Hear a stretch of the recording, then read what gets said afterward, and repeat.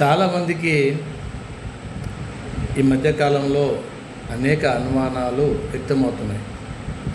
గతంలో phone tapping జరిగేది, అది కూడా కేంద్ర ప్రభుత్వం అనుమతితో ఫోన్ ట్యాపింగ్ జరిగేది. ఈ సెల్ ఫోన్స్ వచ్చిన తర్వాత కొన్ని సంవత్సరాల తర్వాత ఒక మార్పు వచ్చింది. ఏంటంటే కాల్ రికార్డింగ్. ఈ కాల్ రికార్డింగ్లో అనేక మోసాలు చోటు చేసుకుంటున్నాయి. కొందరు కల్మషం లేకుండా మాట్లాడే వాళ్ళు ఉంటారు, ఇంకొందరు సన్నిహితంగా ఉంటారు.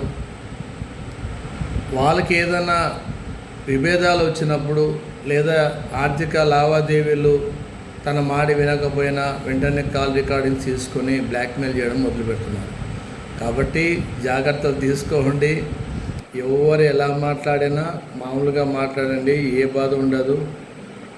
జాగ్రత్తలు తీసుకోండి. జీవితంలో మన తల్లిదండ్రులు, గురువులు నేర్పిన విధానాన్ని దృష్టిలో పెట్టుకొని వివరించండి. ఇబ్బంది పాలు కాకండి. కుటుంబం అంతా రోడ్ల పాలవుతుంది. జాగ్రత్త పడండి.